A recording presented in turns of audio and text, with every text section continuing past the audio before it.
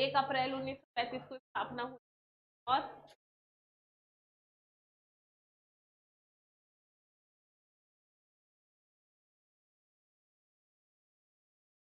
ठीक है, क्या करता है?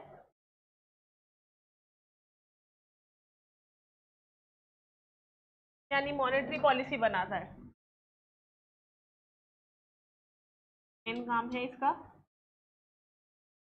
मॉनेटरी पॉलिसी बनाना, यानी मौद्रिक नीति। तो हम स्थापना से शुरू करते हैं। देखो कई बार क्वेश्चन आता है, आपने पढ़े भी होंगे अगर लास्ट ईयर के क्वेश्चन करते होंगे तो, कि आरबीआई की स्थापना किसकी रिकमेंडेशन पर हुई। ठीक है, तो पहले हेडिंग लिखो और फिर लिखना 1913 में Chamberlain commission.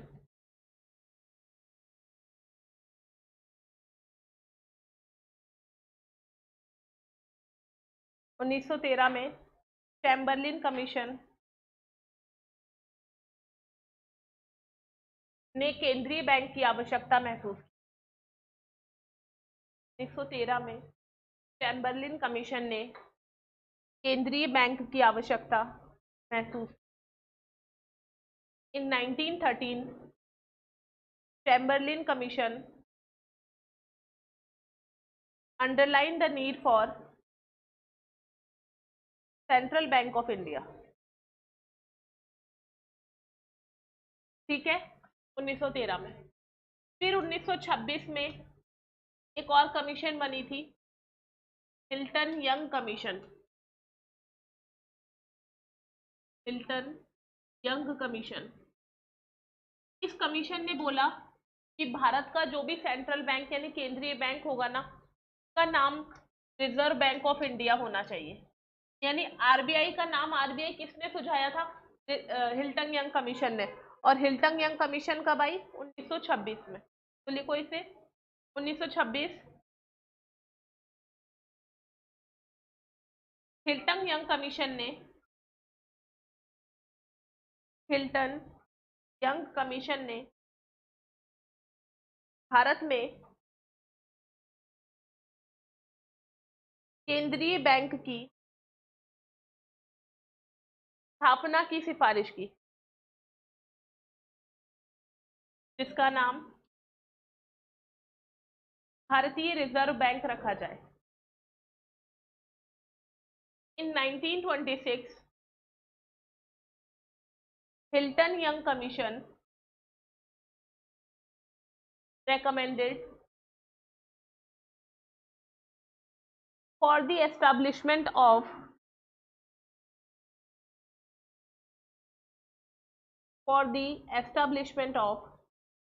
central bank to be named as Reserve Bank of India। और फिर फाइनली 1 अप्रैल 1935 को आरबीआई की स्थापना कर दी गई और आरबीआई एक्ट 1934 के अधीन की स्थापना। एक्ट 1 साल पहले, याद रखना, अधिनियम 1 साल पहले है आरबीआई का, 1934 में।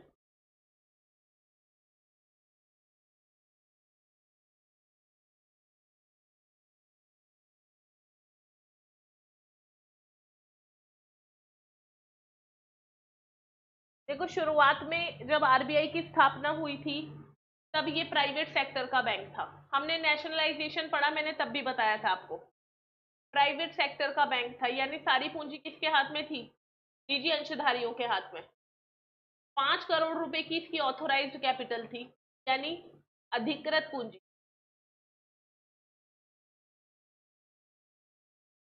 और बैंक किसका था? प्राइवेट सेक्टर का, यानी निजी अंशधारियों के हाथ में था।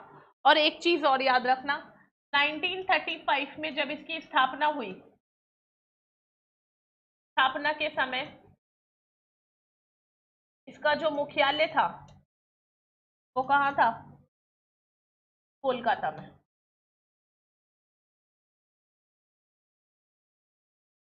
हेड ऑफिस इसका कोलकाता में था जब स्थापना हुई। 1935 में। शुरुआत में ये प्राइवेट सेक्टर का बैंक था और 5 करोड़ रुपए इसकी अधिकृत पूंजी थी। आरबीआई एक्ट 1934 है मीनाक्षी, 1 साल पहले। आरबीआई की स्थापना के समय ये प्राइवेट सेक्टर का बैंक था, यानी निजी क्षेत्र का बैंक था। पॉइंट्स डाल के ही लिखो, आपको बहुत सारे फैक्ट्स लिखने पड़ेंगे इसमें।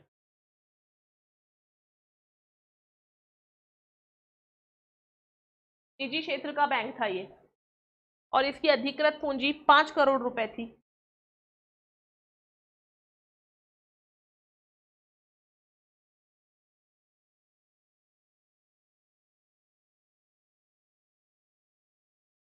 ऑथोराइज्ड, अधिकृत को इंग्लिश में बोलेंगे ऑथोराइज्ड। क्या होती है ऑथोराइज्ड कैपिटल? पढ़ रहे हो ना आप लोग?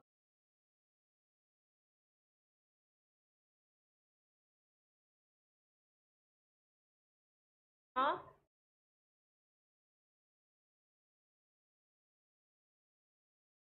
जितने शेयर वो मैक्सिमम इशू कर सकता है, जितने रुपए के शेयर इशू कर सकता है वो अपनी कर सकती है कंपनी या बैंक अपनी पूरी लाइफ में। तो मैक्सिमम लिमिट होती है, वो है ऑथोराइज्ड कैपिटल। और इशूड कैपिटल, जितने के शेयर उसने जारी किए हैं। और सब्सक्राइब्ड, जितने मांगे गए हैं, भाई उसने जितने शेयर इशू किए हैं, जनता ने जितने ले लिए उसमें से, वो सब्सक्राइब्ड है।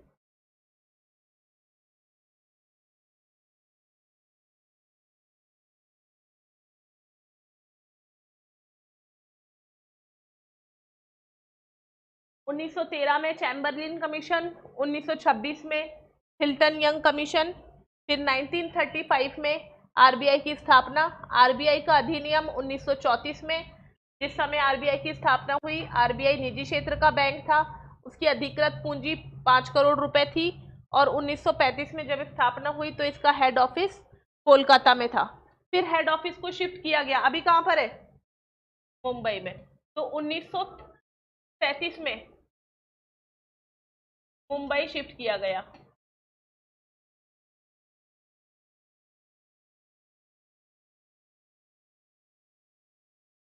आरबीआई का हेडक्वार्टर, हेड ऑफिस। 1937 से ही अभी तक मुंबई में ही है।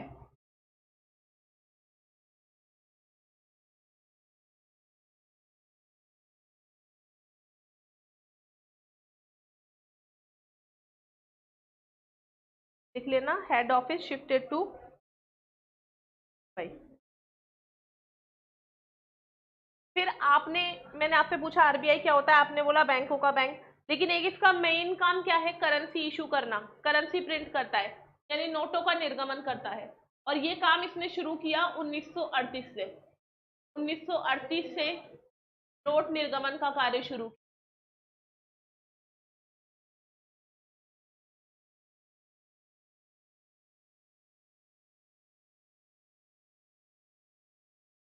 इंग्लिश में लिखना, फ्रॉम 1938 आरबीआई स्टार्टेड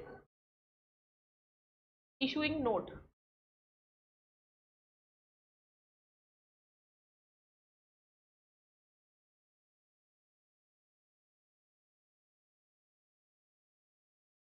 ठीक है, फिर 1948 से 1948 से आरबीआई ने पाकिस्तान के लिए काम करना बंद कर दिया, क्योंकि पार्टीशन हो गया था।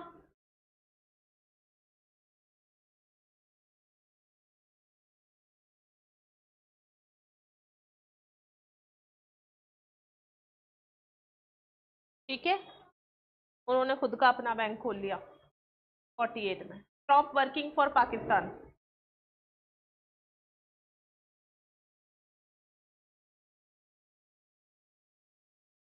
और फिर आरबीआई का राष्ट्रीयकरण हुआ, कल बताई थी डेट, बिना देखे याद नहीं है क्या आपको? तेज बोलो, बच्चों को कैसे पढ़ाओगे आप लोग? 1 जनवरी 19 49। पूरी क्लास की मिलके भी उतनी आवाज नहीं है आपकी जितनी मेरी अकेली की। 1 जनवरी 1949 को आरबीआई का राष्ट्रीयकरण किया गया, यानी जो 5 करोड़ रुपए की ऑथराइज्ड कैपिटल प्राइवेट सेक्टर के हाथ में थी वो सरकार ने अपने हाथ में ले ली।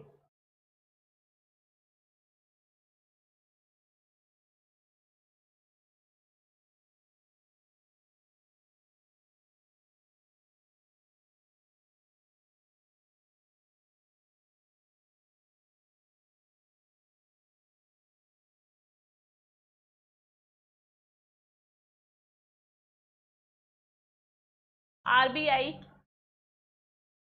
एक स्वायत्त संस्था है।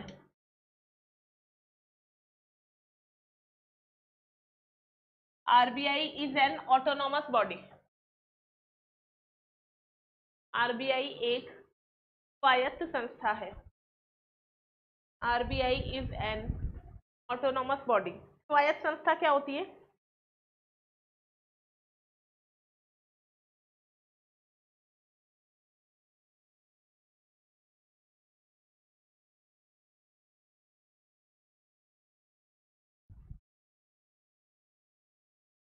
ऑटोनॉमस बॉडी का मतलब है आरबीआई अपने सभी काम करने के लिए इंडिपेंडेंट है।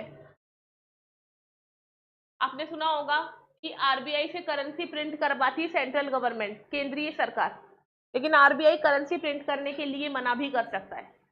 यानी अपना ऑपरेशनल मैनेजमेंट आरबीआई खुद संभालता है, किसी गवर्नमेंट के प्रेशर में काम नहीं करता है। ये बोलते हैं कि आरबीआई एक स्वायत्त संस्था है, ऑटोनॉमस बॉडी है, जिसका खुद का अपना मैनेजमेंट है। हाँ, हम ये बोलते हैं कि सेंट्रल गवर्नमेंट, केंद्रीय सरकार आरबीआई से नोट प्रिंट करवाती है, पर अगर आरबीआई को दिख रहा है कि अर्थव्यवस्था में बहुत ज्यादा इन्फ्लेशन है तो आरबीआई मना भी कर सकता है करेंसी प्रिंट करने। इसलिए बोला गया है कि आरबीआई एक स्वायत्त संस्था है। अकाउंटिंग ईयर, लेखांकन वर्ष आरबीआई का।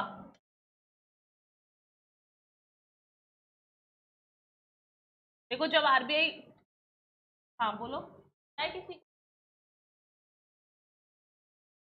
देखो जब आरबीआई की स्थापना हुई तब तो आरबीआई का प्रारंभ में लिखना, स्टार्टिंग में जनवरी से लेकर के और दिसंबर तक था। जैसे अभी अपना अकाउंटिंग ईयर क्या है? अप्रैल टू मार्च, ठीक है। फिर 1900, जब 1935 में इसकी स्थापना हुई तब तो जनवरी से लेकर दिसंबर तक था। फिर 1940 से जुलाई से लेकर के जून हुआ, यानी 1 जुलाई से शुरू होता है और 30 जून तक अकाउंटिंग ईयर चलता है। और अभी 2020-21 से आरबीआई का अकाउंटिंग ईयर वही है जो हमारा फाइनेंशियल ईयर है, अप्रैल टू मार्च। तीनों याद रखने हैं आपको। शुरुआत में जनवरी से दिसंबर, 1940 से जुलाई से जून, और 2020-21 से अप्रैल से लेकर मार्च तक।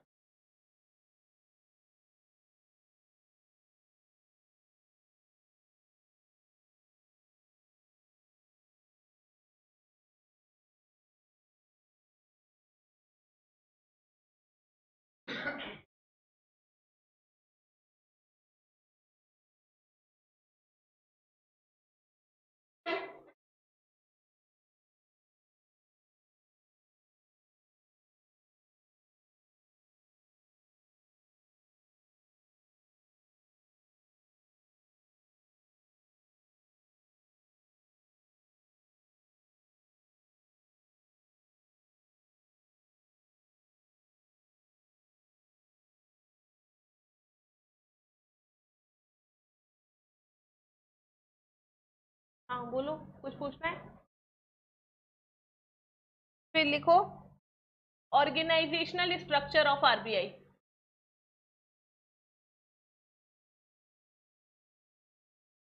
रिजर्व बैंक का संगठनात्मक ढांचा।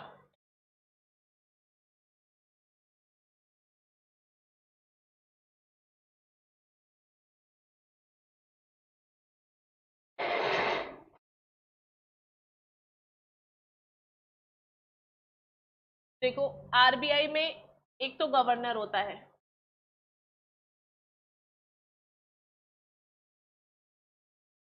एक,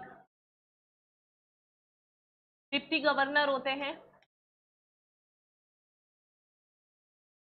4,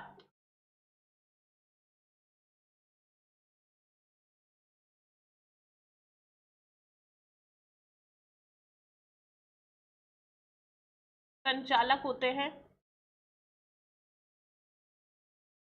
4,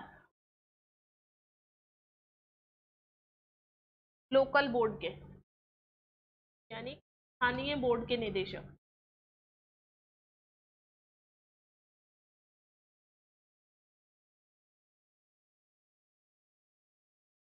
डायरेक्टर ऑफ लोकल बोर्ड 4 होते हैं।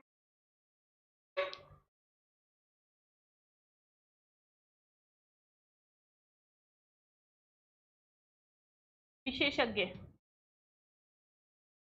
यानी स्पेशलिटीज इनकी होती हैं, ये 10 होते हैं, जो डिफरेंट डिफरेंट सेक्टर में, जैसे इकोनॉमिक्स के सेक्टर में, इंडस्ट्री कॉमर्स के सेक्टर में क्या रखते हैं, स्पेशलाइजेशन रखते हैं, वो स्पेशलिस्ट होते हैं 10। और गवर्नमेंट ऑफिसर होते हैं सरकारी अधिकारी 2।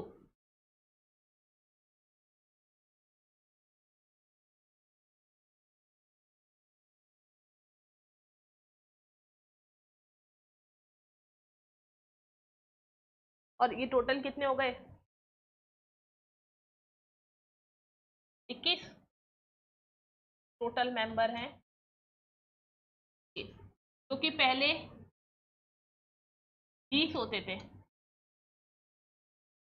एक कहाँ पर ऐड हुआ है कि ये जो गवर्नमेंट ऑफिसर सरकारी अधिकारी है ना, ये पहले एक ही होता था, लेकिन अब 2 चुने जाते हैं।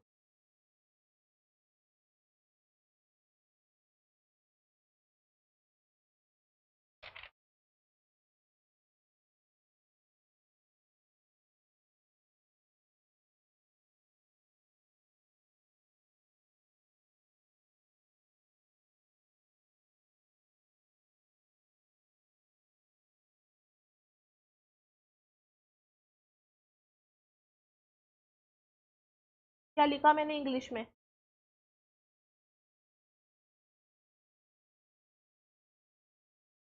लिखा, समझ नहीं आया, क्या लिखना है मुझे बताओ।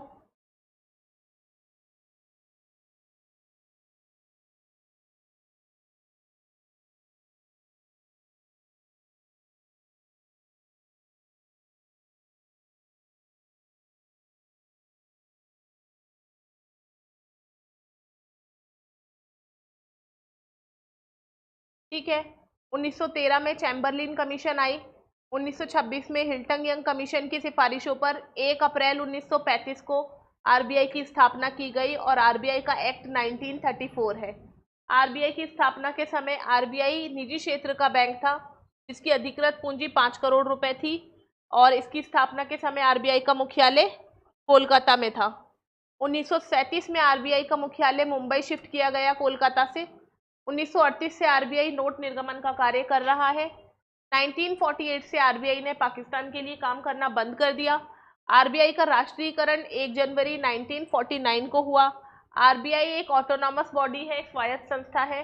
आरबीआई का लेखांकन वर्ष स्टार्टिंग में तो जनवरी से दिसंबर था, फिर 1940 से जुलाई से जून हुआ, और अब 2021 से अप्रैल से लेकर मार्च तक है।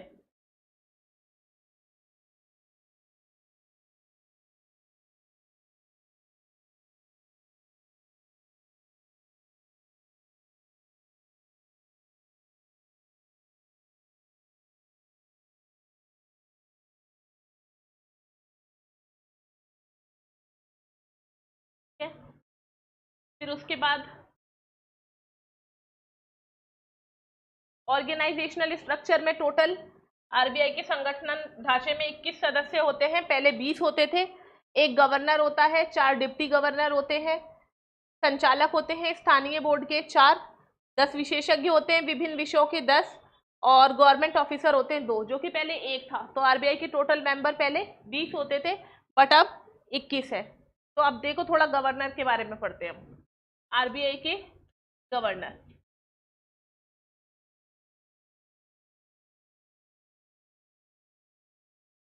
इसकी नियुक्ति समिति के द्वारा की जाती है, यानी एक कमेटी के द्वारा की जाती है, जिसकी अध्यक्षता, उस समिति की अध्यक्षता करते हैं पीएम, प्राइम मिनिस्टर। यानी आरबीआई का गवर्नर नियुक्त होने के लिए एक कमेटी बनाई जाएगी, कमेटी को हेड कौन करेगा, प्राइम मिनिस्टर, और उसके द्वारा ही गवर्नर चूज किया जाएगा। इस गवर्नर का कार्यकाल 5 वर्ष के लिए चुना जाता है। ये फर्स्ट गवर्नर, पहला गवर्नर आरबीआई का था सर ओसबोर्न स्मिथ।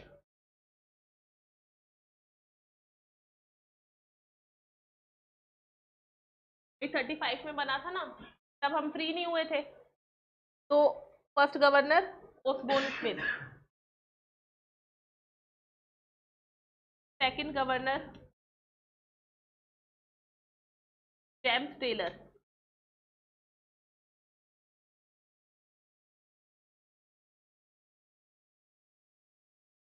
ये जो सेकंड गवर्नर था ना, ये नोटों पर हस्ताक्षर करने वाला, नोटों पर हस्ताक्षर करने वाला प्रथम गवर्नर था। यानी ऊपर जब ओसबोर्न स्मिथ था तब आरबीआई नोट प्रिंट नहीं करता था। आरबीआई ने जब नोट प्रिंट करना शुरू किए तो सेकंड गवर्नर जेम्स टेलर था। तो जेम्स टेलर पहला वो गवर्नर था जिसने नोटों पर हस्ताक्षर किए। इंग्लिश में भी लिख लो, क्या करूं, स्पेलिंग बताऊं?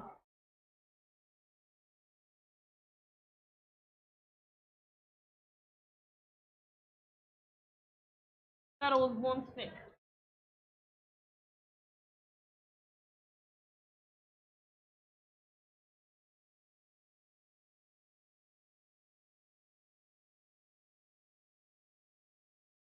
तीसरा गवर्नर टीडी देशमुख, और ये थे पहला भारतीय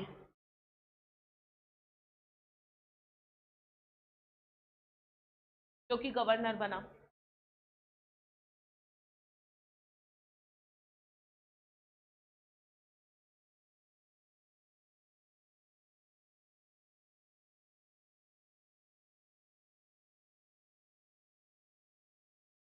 फोर्थ, हम केवल वही गवर्नर लिख रहे हैं जिनके बारे में कुछ और बात याद करने की जरूरत है।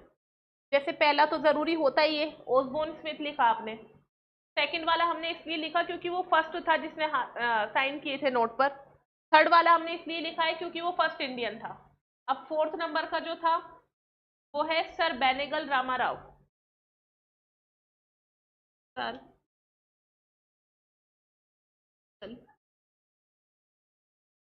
रामा राव।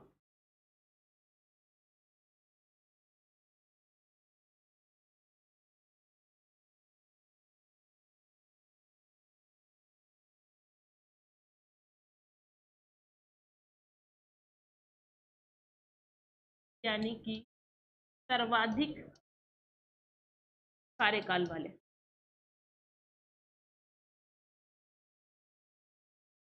2754 दिन काम किया है।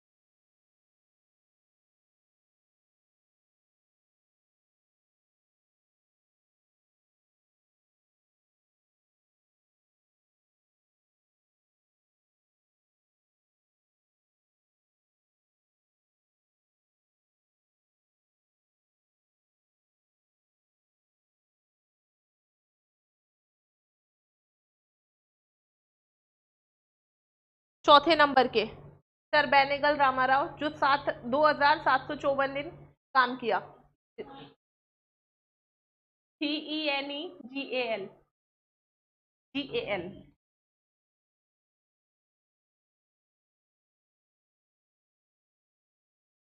For longest period. ठीक है, फिर 16वें नंबर के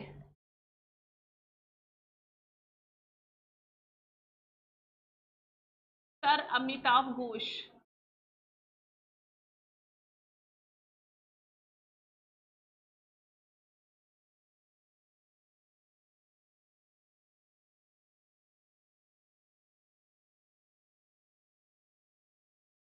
ये सबसे छोटा ड्यूरेशन, शॉर्टेस्ट पीरियड, न्यूनतम कार्यकाल, यानी सबसे कम टाइम के लिए गवर्नर रहे, 20 दिन के लिए।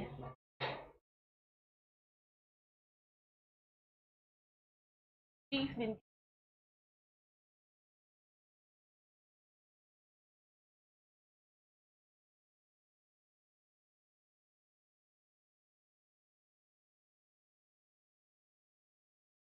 और अभी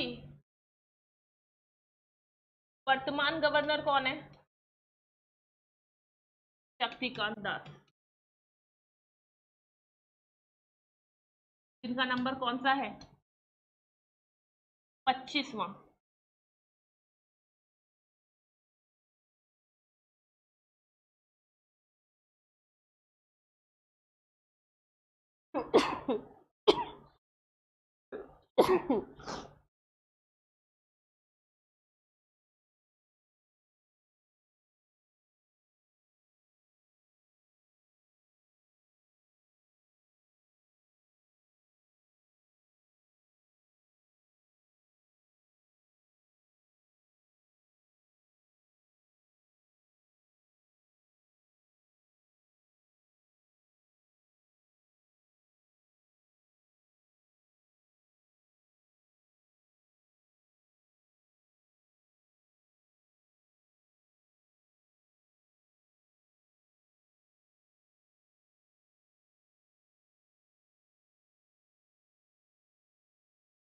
ठीक है, फिर बात आती है डिप्टी गवर्नर की, जो कि कितने होते हैं? 4।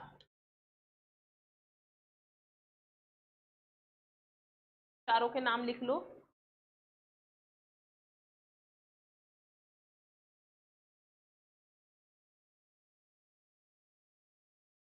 Doctor MD Patra,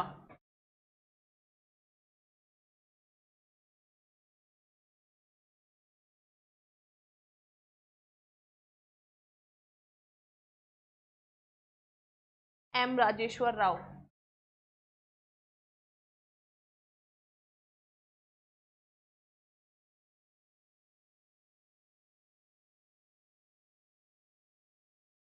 T Ravishankar,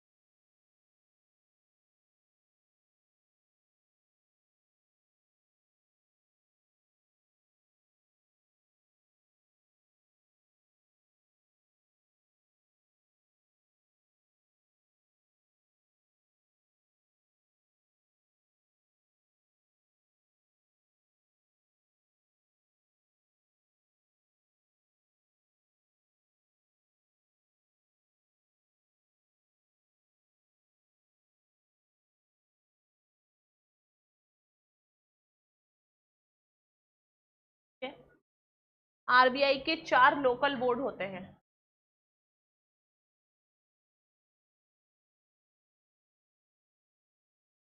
local board यानी स्थानीय बोर्ड, दिल्ली में, मुंबई में, कोलकाता में और चेन्नई में। 4 लोकल बोर्ड हैं। हमने ऑर्गेनाइजेशनल स्ट्रक्चर में 4 डायरेक्टर लिखे ना लोकल बोर्ड में से।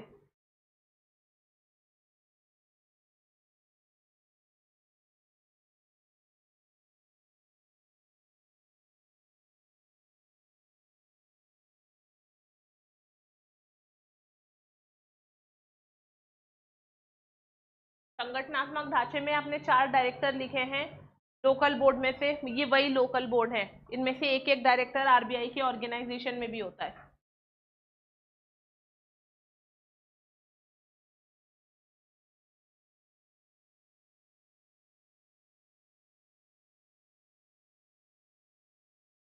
ठीक है। और प्रत्येक लोकल बोर्ड में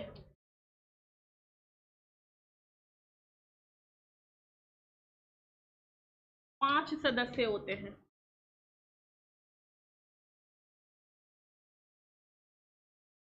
जिनकी नियुक्ति केंद्र सरकार के द्वारा की जाती है।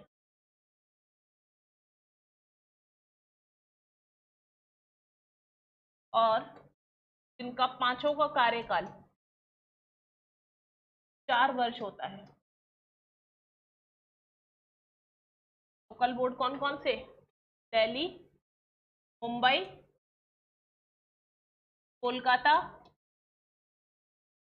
और चेन्नई।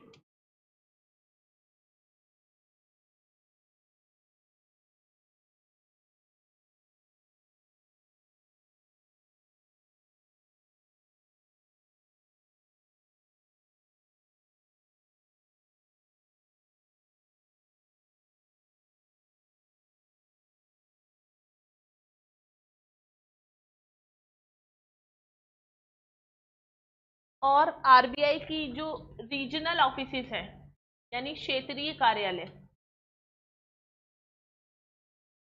या फिर इसे ब्रांचेस भी बोल सकते हैं, वो हैं पूरे देश में 27 स्थानों पर। तो टोटल आरबीआई की कितनी लोकेशन हो गई?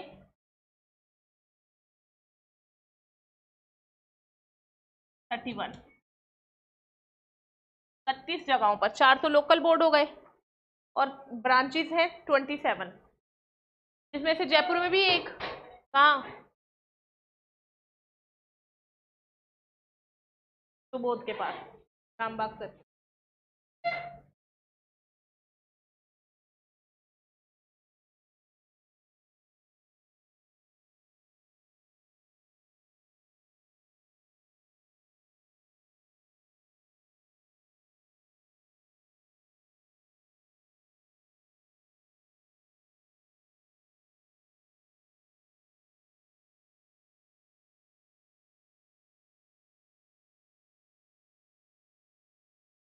हाँ, आरबीआई की टोटल लोकेशन 31 हो गई।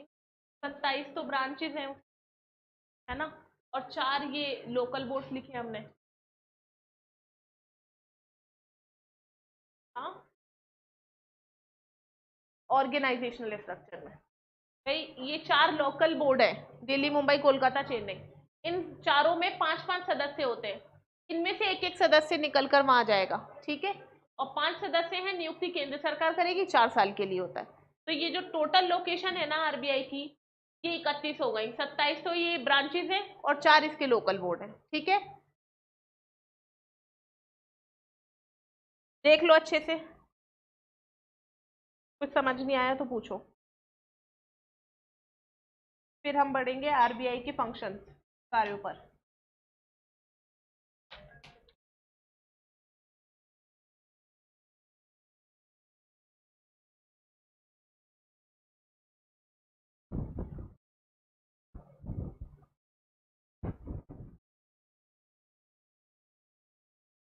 बहुत सारे फैक्ट्स हैं आपको याद रखने हैं। वैसे तो अपन ने क्रोनोलॉजी में ही लिखे हैं, तो वैसे ही चलना। जैसे 1913 से शुरू हुआ, फिर 1926 में कमीशन आई, फिर 35 में ये बन गया, फिर 37 में मुंबई ट्रांसफर कर दिया, फिर 38 में इसने नोट प्रिंट करना शुरू किए, फिर 49 में इसका नेशनलाइजेशन हो गया। ऐसे चलना। चले आगे, फिर लिखो फंक्शंस, आरबीआई के कार्य। और पहला और सबसे इंपॉर्टेंट काम क्या है? नोटों का निर्गमन, इशूइंग ऑफ करेंसी। आरबीआई के द्वारा नोटों का निर्गमन करना, इशूइंग ऑफ करेंसी।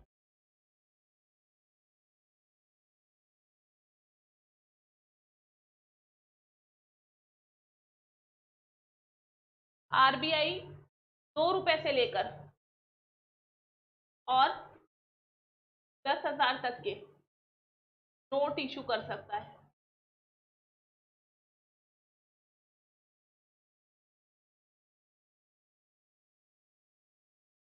क्या हो?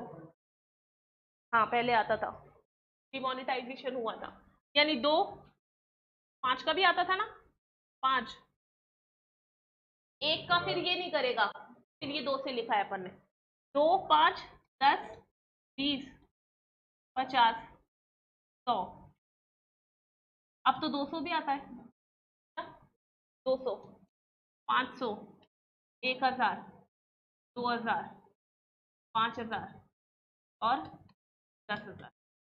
ये 2 नए हैं, एक तो 200 और एक 2,000।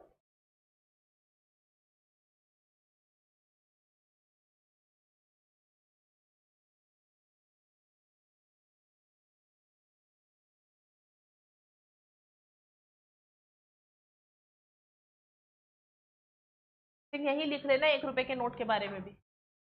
1 रुपए का नोट भारत सरकार के वित्त मंत्रालय द्वारा जारी किया,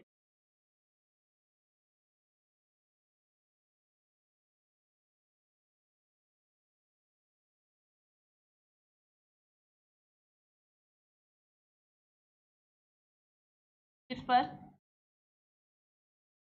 वित्त सचिव के हस्ताक्षर होते।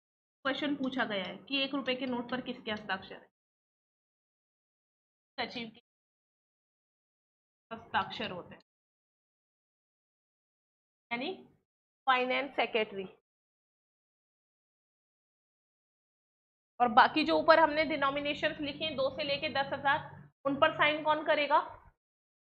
गवर्नर।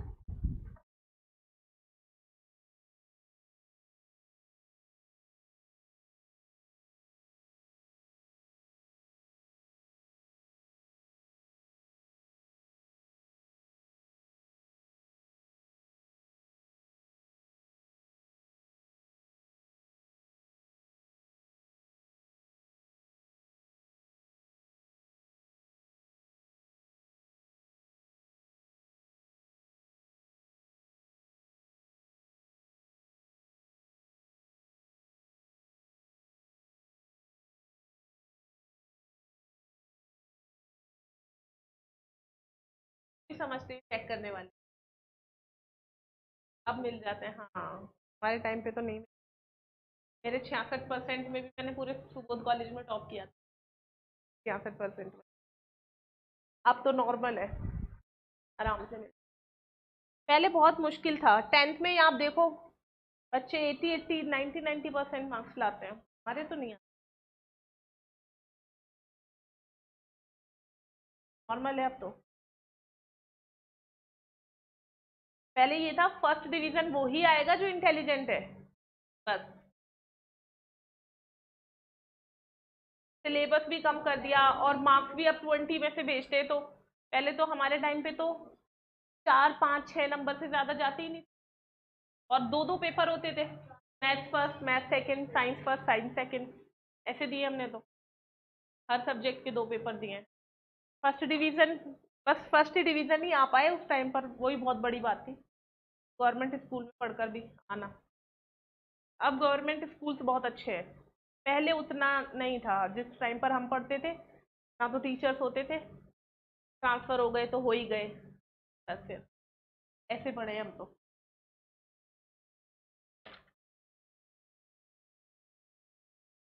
देखो क्या बता रही थी मैं आपको, कहाँ गया वो?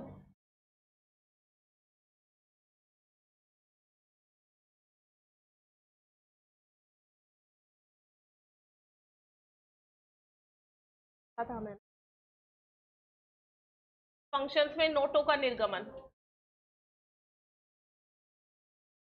तो 2 से लेकर के 10,000 तक के नोट आरबीआई ने इशू किए, जिन पर साइन किसके होंगे? गवर्नर के। ठीक है। और आरबीआई देखो एक मिनिमम रिजर्व सिस्टम प्रणाली को फॉलो करता है, मिनिमम रिजर्व सिस्टम। भाई किस बेस पर आरबीआई नोट इशू करेगा? उस प्रणाली को हम बोलते हैं न्यूनतम आरक्षित प्रणाली। ये प्रणाली है क्या कि आरबीआई, आपने सुना होगा जैसे आपकी क्लास में कि गोल्ड रखता है, आपकी क्लास में हुआ नहीं? मिनिमम रिजर्व सिस्टम ये है कि आरबीआई नोट इशू करने से जब करता है तो एक सिस्टम को फॉलो करता है जिसे मिनिमम रिजर्व सिस्टम बोलते हैं। इस सिस्टम में आरबीआई 200 करोड़ रुपए का रिजर्व अपने पास रखता है। ठीक है। इस 200 करोड़ में से 115 करोड़ का तो क्या होता है? गोल्ड। और 85 करोड़ की होती है विदेशी प्रतिभूतियां। में हमने पढ़ा ना, आरबीआई एक ऑटोनॉमस बॉडी है, तो नोट प्रिंट करने के लिए आरबीआई को क्या चाहिए होता है? जैसे सेंट्रल गवर्नमेंट ने बोला हमें नोट प्रिंट करके दो, तो सेंट्रल गवर्नमेंट के पास वैसे तो अनलिमिटेड पावर है, वो जितना चाहे आरबीआई से नोट इशू करवा सकती है, पर आरबीआई इन्फ्लेशन को देखकर मना भी कर सकती है। तो आरबीआई क्या बोलता है कि आप जितने नोट इशू करवा रहे हो ना, उतनी उतनी ही उस अमाउंट के बराबर सिक्योरिटी आप मेरे पास रखो। और एक सिक्योरिटी, जितने नोट अभी भी अर्थव्यवस्था में चल रहे हैं अपने, उसके अगेंस्ट में आरबीआई ने 200 करोड़ की सिक्योरिटी रख रखी है, जिसमें 115 करोड़ का तो गोल्ड है और 85 करोड़ की फॉरेन सिक्योरिटीज है। और ये जो मिनिमम रिजर्व सिस्टम है ना, ये आरबीआई फॉलो कर रहा है 1956 से। यानी 1956 में आरबीआई ने 200 करोड़ का रिजर्व किया था, जिसमें 115 करोड़ का तो गोल्ड खरीदा था और 85 करोड़ की फॉरेन सिक्योरिटीज खरीदी थी। तो देखो 1956 में 115 करोड़ का गोल्ड खरीदा था, तो अब तो उसकी वैल्यू ऑब्वियसली बढ़ गई होगी। 56 की बात कर रहे हैं, 1956 में आप 115 करोड़ का अगर गोल्ड खरीद के रखते तो, बट ऑब्वियस है कि अभी उसकी वैल्यू बहुत ज्यादा होगी। तो आरबीआई नोट इशू करने के लिए न्यूनतम आरक्षित प्रणाली को फॉलो करता है। और न्यूनतम आरक्षित प्रणाली क्या है कि आरबीआई 200 करोड़ रुपए का रिजर्व अपने पास रखता है। इस 200 करोड़ में से 115 करोड़ का सोना होता है और 85 करोड़ की विदेशी प्रतिभूतियां होती हैं। लो इसको।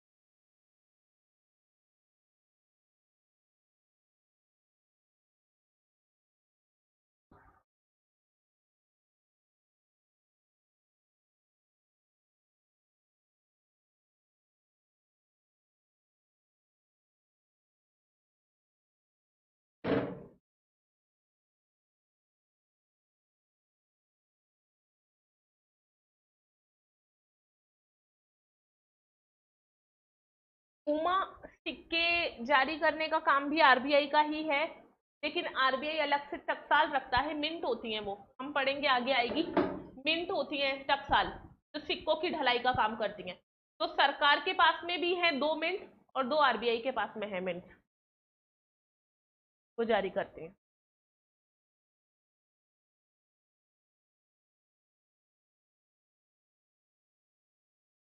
पीछे वाली स्लाइड कौन सी चाहिए पूजा? स्लाइड थी, यही तो थी, सेव हो गई।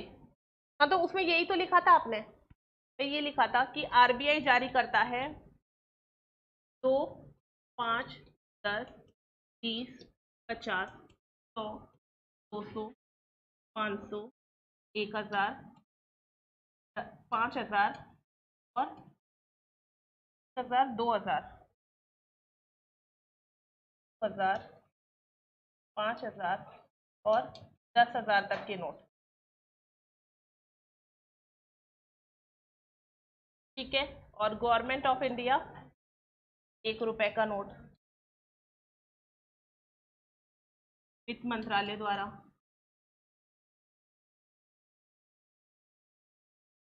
जिस पर वित्त सचिव साइन करता है, फाइनेंस सेक्रेटरी। और इन सभी पर गवर्नर के साइन किए जाते हैं।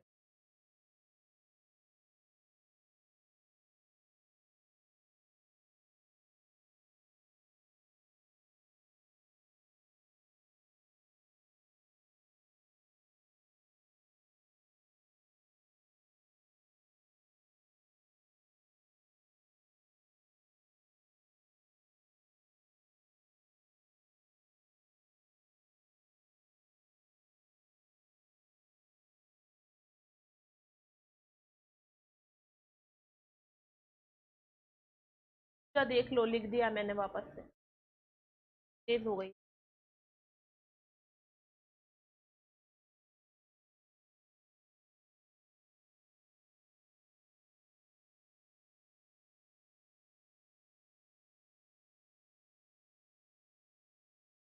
कल पूछूंगी आपसे ये सारे फैक्ट कराना है ना, ये बहुत सारी चीजें इकट्ठा हो जाएंगी फिर।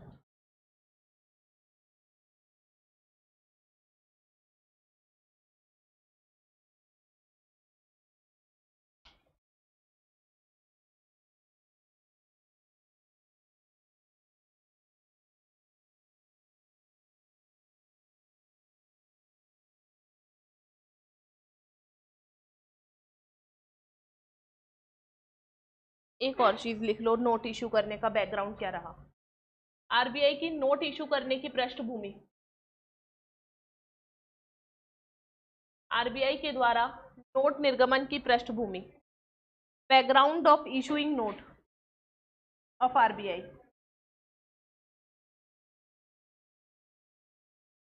तो देखो, 1938 से नोट प्रिंट करना शुरू किए, तो 1938 में आरबीआई ने 10,000 रुपए तक के नोटों का निर्गमन किया।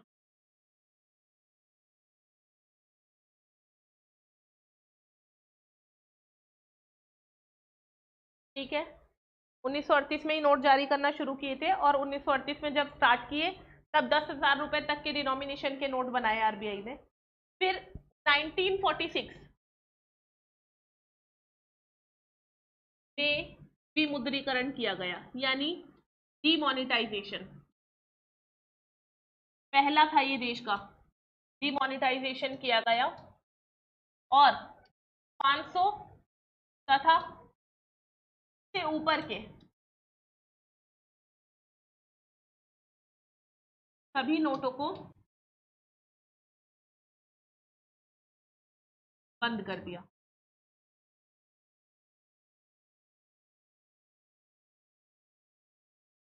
500 और उससे ऊपर वाले सभी नोट बंद हो गए। फिर 1954, 1954 में, सन याद रखने हैं आपको, दोबारा से री इशू किए ये नोट, यानी वापस से स्टार्ट किए, पुनः प्रारंभ। ठीक है, फिर 1978,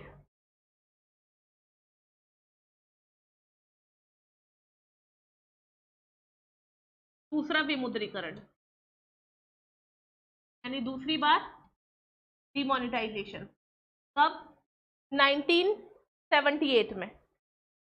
ठीक है, फिर 1987,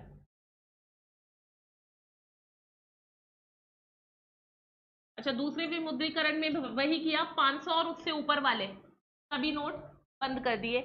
फिर 1987 में 500 रुपए का नोट वापस प्रारंभ, केवल 500 रुपए का, बाकी के अभी भी बंद है 1987 में। और फिर सन 2000 में 1000 का नोट प्रारंभ किया, री इंट्रोड्यूस ऑफ 1000।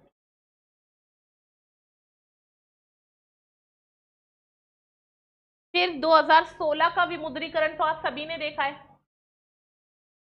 है ना? तो वो कौन सा था? डिमोनेटाइजेशन। तो तीसरी बार 2000 में तो 1000 का नोट शुरू कर दिया। फिर 2016 में तीसरी बार, थर्ड टाइम विमुद्रीकरण किया गया, कि 500 और 1000 के नोट बंद कर दिए। और 2016 में ही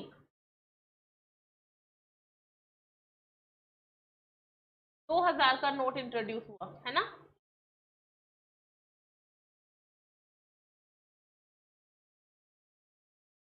पांच सौ, 1000 के बंद हुए थे और 2000 का नोट वापस आया था, मतलब वो डिमोनेटाइजेशन चेंज हो गया था ना। और 2000 का नोट इंट्रोड्यूस हुआ। फिर एक साल के बाद 2017 में एक और नोट आया, कौन सा? 200 का, 200 रुपए का नोट।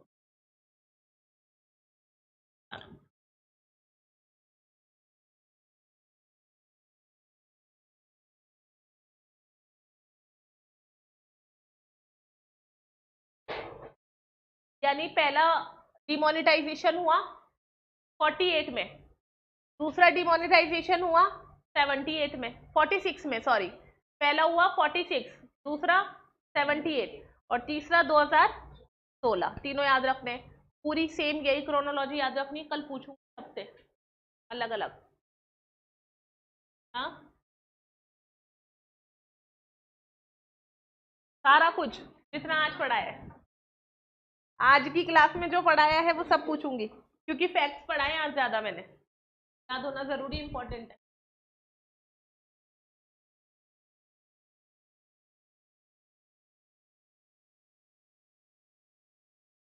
वो तो चेंज हो गए थे ना, चेंज ही तो हो गया था, पर नया नोट आया ना 2000 का, तो उसको इसलिए मेंशन किया है हमने।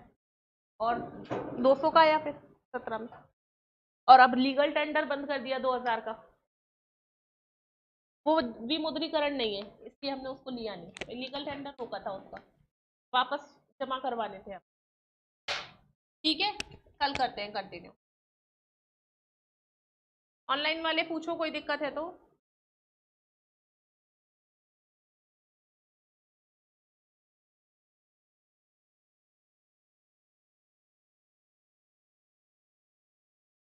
मैंने आपको काम की चीज लिखवाई, बहुत ज्यादा ऐसे नहीं लिखवाया कि वो नोट इशू करता है, और स्टोरी लिखवाने में मैं बिलीव थोड़ा कम करती हूँ, आपको काम की चीजें आ जाए, क्योंकि आपका ऑब्जेक्टिव क्वेश्चन